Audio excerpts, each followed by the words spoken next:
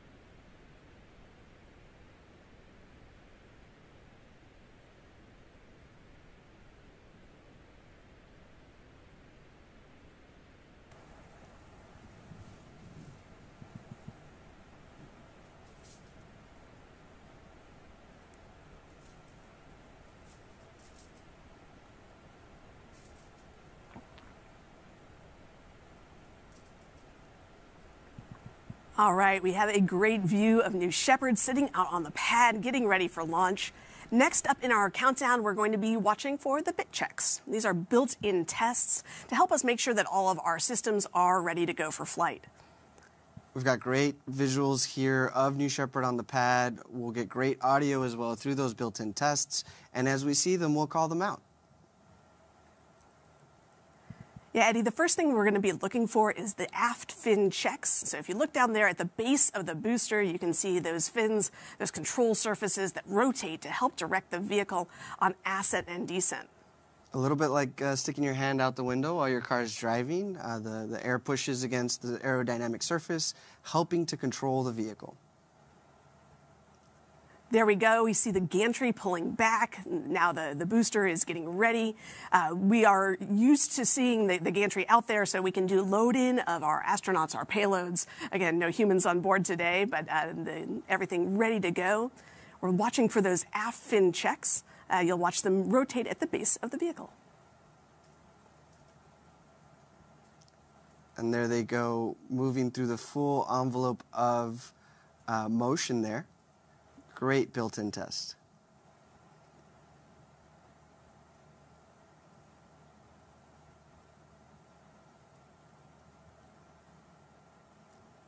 After those aft fins, we're going to be looking for the engine nozzle gimbaling. The engine gimbals or rotates to help maneuver the rocket as it flies, providing a thrust vector control. Meanwhile, we're keeping an eye on the pressure and temperature in the propellant tanks. Both of those sets of variables need to stay in the start box or the green zone for us to be ready to launch.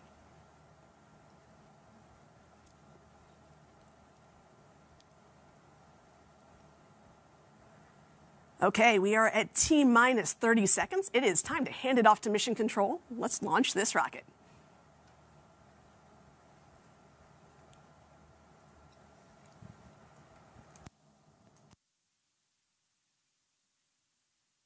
T-minus 16, guidance internal.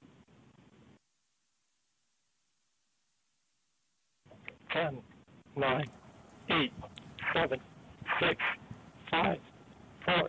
Command engine start. 2, 1, 0. Ignition. We have ignition of our BE-3 engine. And liftoff. Mission Control confirms that New Shepard has cleared the tower and is headed to space. You can see on the lower left side of your screen that we're gaining speed. As New Shepard gains altitude, the atmosphere gets thinner. The graph on the left shows vehicle ascent. Now, we actually started at about 3,700 feet MSL. That's how far above mean sea level we are at Launch Site 1. How exciting, Erica. A great shot there of the PM, the propulsion module, moving away from Earth. That BE-3 engine providing 100% power level. And here shortly, we will approach max Q. This again is the point where aerodynamic stress on the vehicle is at its maximum, so the BE-3 engine will throttle back for a little bit as we pierce through the atmosphere.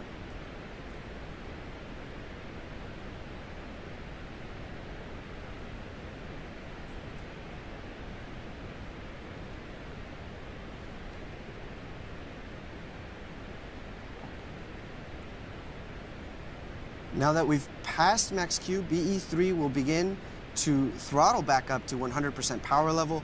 We'll see that velocity ticker on the left of your screen start to increase more rapidly as the air gets thinner. New Shepard is moving faster and faster. Absolutely. You can also see that engine plume start to expand as we get into that thinner, high upper atmosphere. Such a cool shot there. So just over 2 minutes of boost for the BE3 engine before we reach the next stage of our mission, MECO, main engine cutoff. That will be the next milestone we'll see.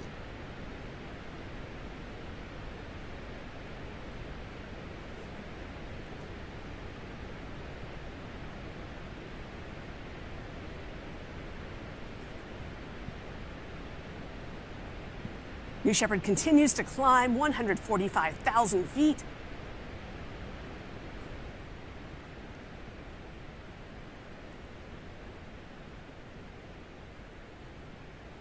There it is, main engine cutoff, just over 2,200 miles per hour, and soon vehicle separation.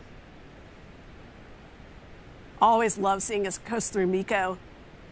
Now, when the vehicles separate and the crew capsule from the booster, we're going to be entering that phase of microgravity. And you can see that zero-G indicator at the bottom of your screen. This is really where most of our payloads are getting into the core of their science mission. Oh, what a fantastic view. All sorts of cool experiments here enabled in microgravity, in free fall. Items don't sink or float. Hot air doesn't rise. Plants and cells respond to this novel stimulus with different patterns of gene expression, which gives us new insights for agricultural technologies and medicine. Yeah, we talked earlier about the importance of fluid physics, because fluid flow on the ground dominated by gravity, the liquid at the bottom of your cup, but in space it's dominated by surface tension, which leads to all sorts of cool effects with capillary action. And these effects are relevant for everything from drinking coffee to refueling satellites to the microfluidics in your medical diagnostics. Incredible, and I'm sure the payloads are enjoying all of the clean, very clean microgravity data that they're collecting at this time. Loving that view back down on the clouds over West Texas.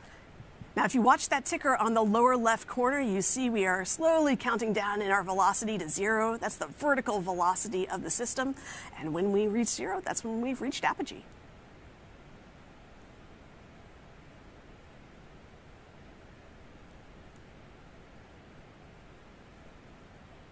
And fantastic. Capsule pausing in its upward journey just momentarily. Apogee for the capsule at 351,247 feet, well into space and over the Kármán line. Fantastic mission for our payloads on board today. And Erica, so now we've got both vehicles racing back down to Earth under the effect of gravity. The gumdrop shape here of the crew capsule will mean a slower return for the crew capsule, but there on the left, a great view of the propulsion module returning back to the West Texas desert.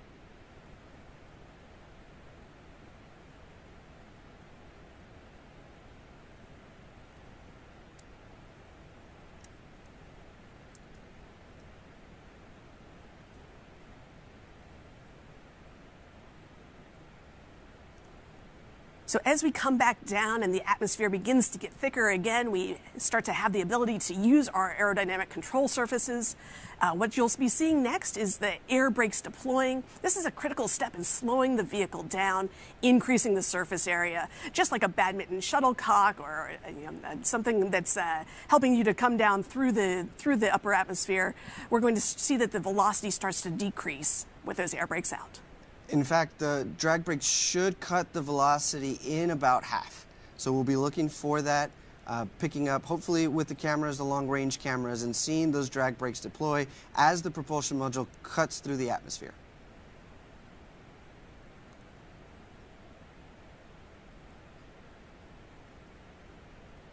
And those are the forward fins deploying there on the right. A great view looking up from the propulsion module into space and seeing those forward fins deploying.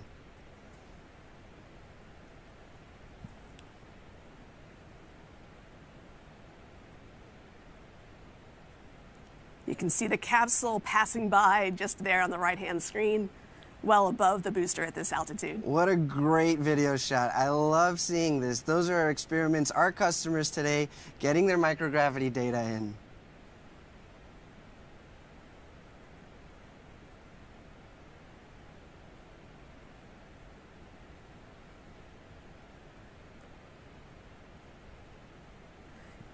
So that booster coming in at about Mach 3, pulling at about 5 Gs as it re-enters the atmosphere.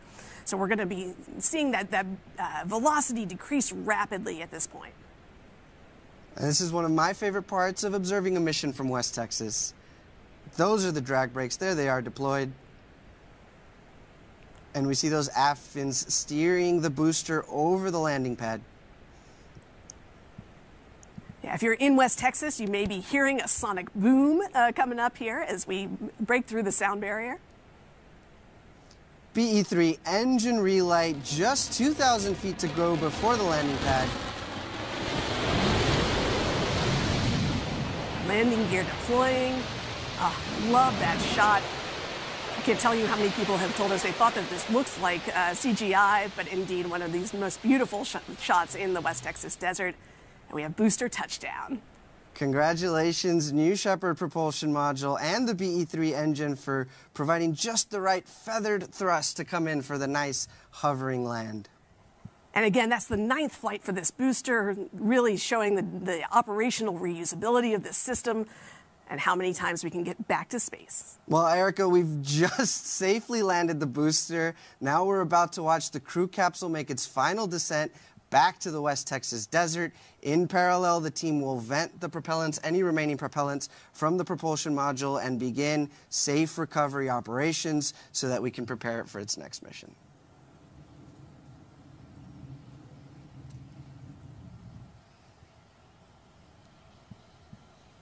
Well, these shots are incredible. We've got the Sierra Diablo Mountains in the background, some yuccas and some choyas, and of course a world-class propulsion module booster on a landing pad. This is awesome. Yeah, it's a pleasantly toasty marshmallow having come right back from space. I absolutely love being out in the desert and just standing next to a rocket that just that morning flew up to space and back. Absolutely amazing. And the thermal protection system, oh, there we go. We've got main parachutes, 3 main parachutes on the crew capsule as it makes its descent back from space to Earth. Those parachutes reefed when they're first let out and then expanding to their full diameter. Now, the parachutes are essential in providing a gentle touchdown for the crew capsule, but we also have a retro thrust system on the bottom of the capsule that makes that landing even smoother. So as we're coming down, nice slow velocity right around 1,600 feet, we're going to be looking for that retro thrust system as we get closer to the desert floor. And Erica, this retro thrust system is effectively high pressure gas that is fired off to make a cushion of air, soft landing for the crew capsule, but it kicks up some dust.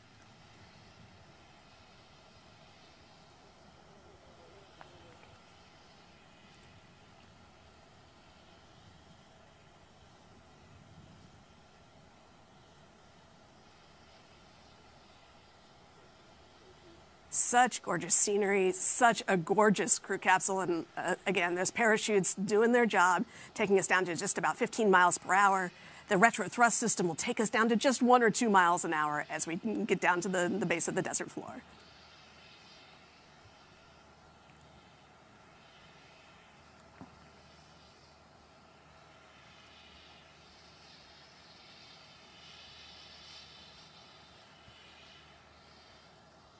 There it is, touchdown for NS24 and our 33 customers and 38,000 postcards. What a journey. Special thank you to all of our customers flying important science and education on board today, especially to all the students who designed and built experiments. I want to shout out to our friends out at MIT, the University of Central Florida, PS 185 in Brooklyn, AIAA, ASGSR, our sponsors at NASA. So many cool things going on board today there on the capsule. Yeah, no, you inspire us every day. Thank you for being our customers. If we could just do a quick recap here, Erica, it looked like a nominal boost for the propulsion module and crew capsule combined. some hypergravity there for our payloads, and then a clean separation, over 180 seconds of clean microgravity for our payload customers, and 2 vehicles appearing to land nominally here back in West Texas. I would call this the best day at work for me. This is awesome. Always love launch days, Eddie. Just it brings a smile to everybody's face. If what you saw here today inspired you, please come help us build a road to space. We have hundreds of positions open across all our facilities and have a particular need for machinists and programmers in Florida and Alabama. Please visit our website for more details. And of course, if you'd like to purchase a seat on New Shepard, you can go to blueorigin.com, click the Fly to Space button in the upper right-hand corner. Following a thorough review of today's mission, we look forward to flying our next crewed flight soon. My name is Erica Wagner. For Salt Flat Eddie and everybody here at Blue Origin, thanks for tuning in to New Shepard's 24th flight. Happy holidays and Gradatum Ferociter.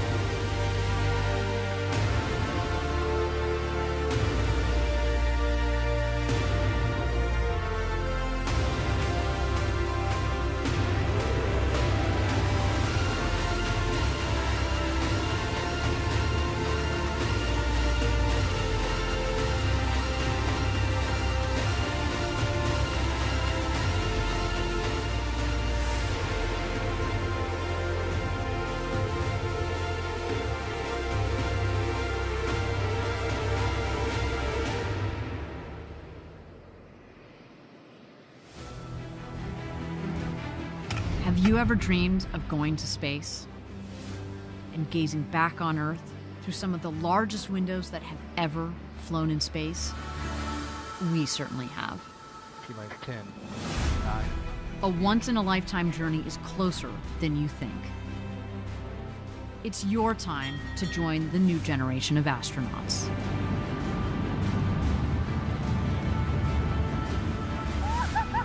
To book your flight, visit blueorigin.com and click Fly to Space. Tell us as much as you can about yourself. We welcome you to the final frontier.